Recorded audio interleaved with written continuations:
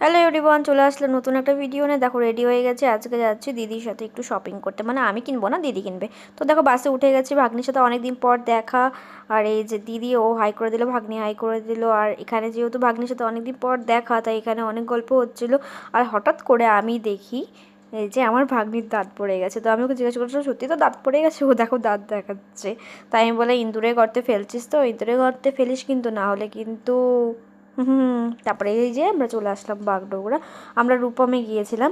তো দেখো এখানে দিদিকে বললাম একটু ভিডিও করে দে। এখানে ভাগ্নি আর আমি যাচ্ছিলাম, তারপর ও চলে গেল ওর মার কাছে, তারপর ওখান থেকে আবার আমার কাছে চলে আসলো।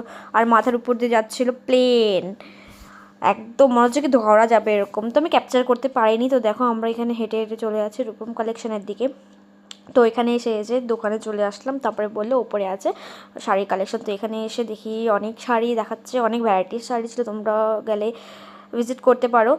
তো এই যে ফাইনালি দিদি শাড়ি নেওয়া হয়ে গিয়েছে। চলো এখন একবারে বাড়ি গিয়ে দেখাবো কোন শাড়িটা নেওয়া হয়েছে। এই যে এই শাড়িটা নিয়েছে দিদি, কেমন হয়েছে অবশ্যই কমেন্ট করে জানাবো। আর এখানে এসে দিদি, আমি, ভাগ্নি, বাবাই সবাই গল্প করতে বসে গেলাম। এই যে ভাগ্নি এখানে ঝুড়ি ভাজা খাচ্ছিলো, এই যে দিদি, এই যে বাবাই। তো আজকের ভিডিওটা এই পর্যন্ত, দেখা হচ্ছে কালকে।